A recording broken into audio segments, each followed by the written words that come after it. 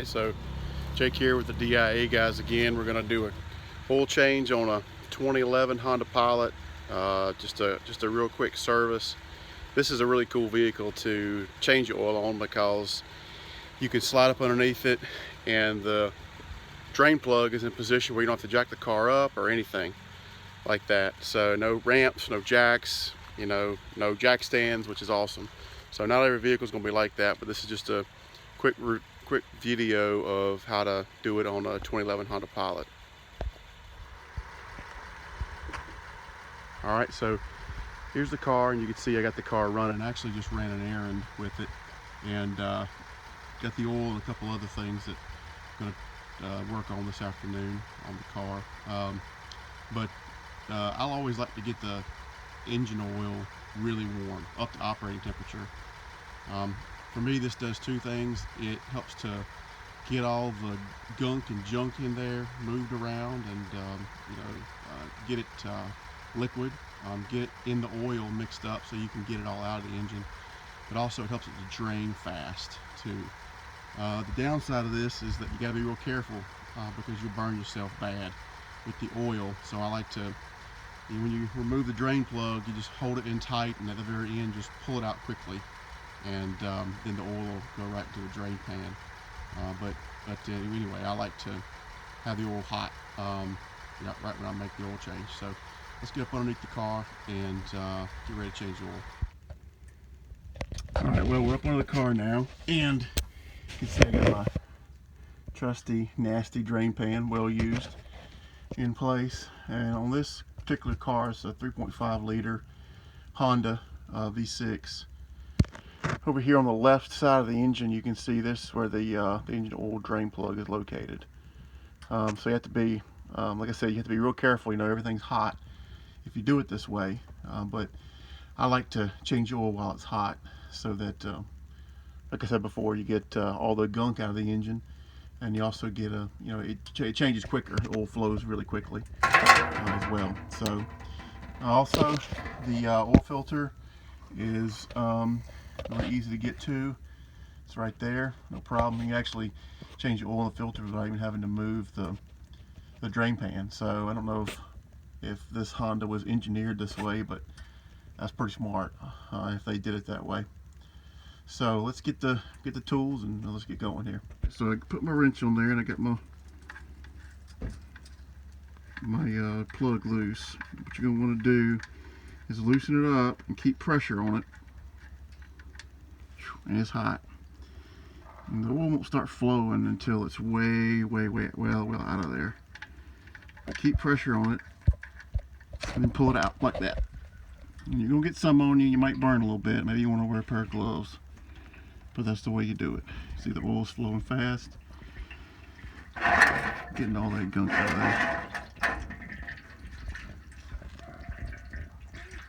Alright, now into the oil filter. So for the oil filter, remember everything's hot. So you gotta be real careful. Just grab a hold of the oil filter, twist it, and it's gonna leak around here.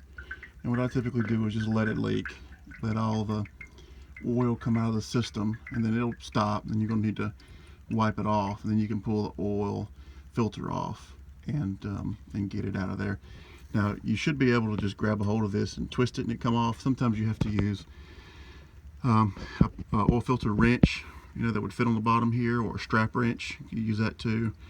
Some cases I've even used a large pair of slip joint, channel lock style pliers to get this off. So you may need to use any one of those methods to get this off. But I'm gonna go ahead and pull this off, and we're gonna let the oil drain, and we'll get the oil filter off here.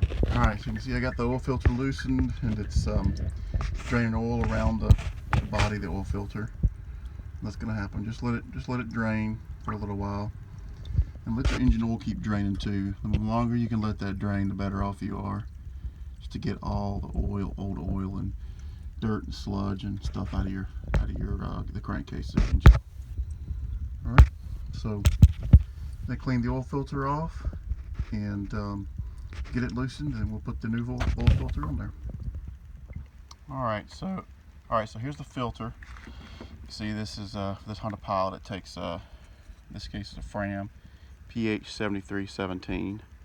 There's about 100 different types of oil filters out there, and it's really hard to judge if one of them is better than the other, but you sure do pay for them, that's for sure.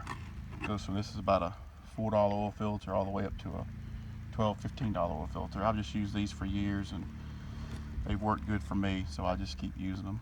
At least for right now, unless I get better information about a filter that works better or is better for the money, especially because I'm looking for value. I'm not looking to get the most value. So it's one of the things I always do when I change oil is to pre-fill the oil filter. You don't have to do this step, but it just keeps the engine from running dry for a very short period before the oil filter gets filled up. For this engine, it's not as big a deal just because this is a very small filter.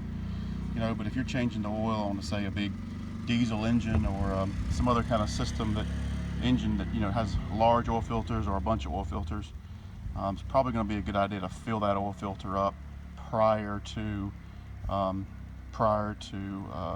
putting it on the car, just to make sure that the engine doesn't run dry for it's a very short period, but make sure it doesn't it's properly lubricated. So I'm going to do that now. See, around this edge here, the oil is not going to go down because of that anti-drain back valve that it has, that check valve.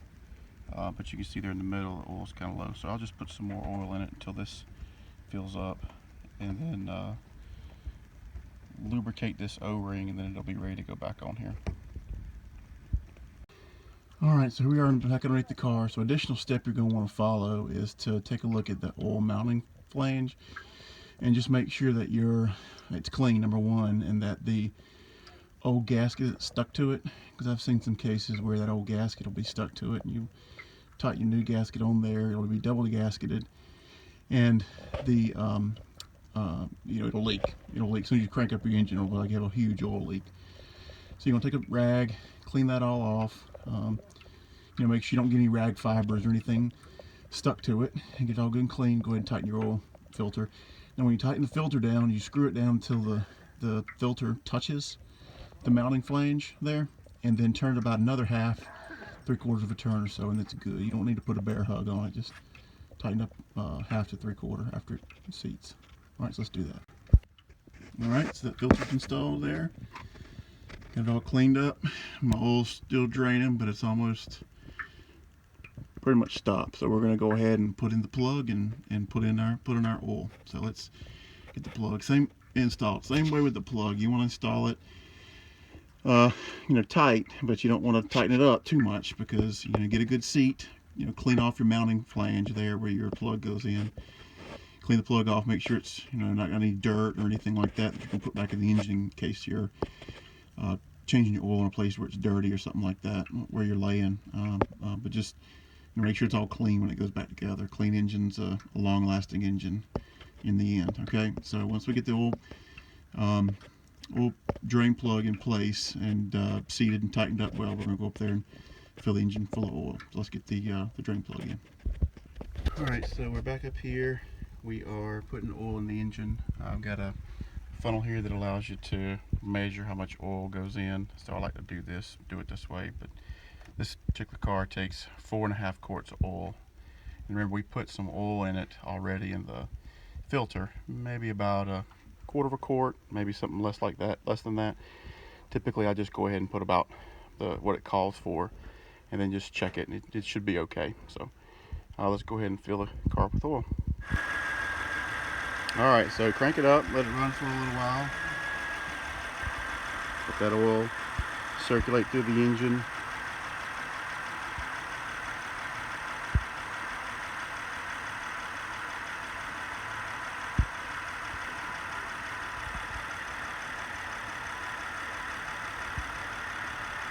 Alright, then let's turn the engine off and let's check the oil level with the dipstick. Before we do that though, we need to just check underneath here, make sure there's no leaks. You can see here by the plug, it's dry. Look over there at your filter, there's no drips on it, it's dry, so that's good as well. You need to make sure you always check that too, because you don't want to have any kind of slow leaks cause some low engine oil problems at some point in time. Okay? So again, let's shut the engine off and let's check the dipstick. Alright, get the dipstick pulled. You can see it's a little bit hot. It's over that hatched area there, but in this case, I should be okay because I filled it to the capacities that are in the manual, and also I know that it should be a little bit high because my car is at an angle again, so I could drain the oil out of the system. So we're good. All right, then after you got your oil changed and you check the levels, everything's good. The last thing I would advise to do is take the box that your filter came in and then tear off one of your tabs, top tabs that when you close the box, and right on that tab what your service is that you've done. They've got area for service here on the FRAM filter. I don't know if you can, that zooms in, but I just typically write it on this side. So you can see in this case when the oil was changed, the date it was changed, the mileage it was changed, and whether or not I rotated the tires that time. What I try to do is rotate tires every other oil change, and then for oil changes, do them on multiples of 5, so 120, 125, 130, 135, and that way it makes it easy to keep track of it. But I write it down anyway, so I have a date, because some of the vehicles I don't put that many miles on them, especially like trucks and things like that we just use to pull trailers with. They don't get a lot of miles on them every year. So anyway, that's the process that I go through to change oil. That was for a Pilot, but I pretty much use the same process for any other oil change out there on the other vehicles, and I think we'll show them as we go along. A Dodge diesel, Cummins diesel, and Ford with a old 7.3 Power Stroke, BMW, and a couple other vehicles that we have that we service and keep up as we go along. So hope this video was helpful to everybody, and catch you on the next video.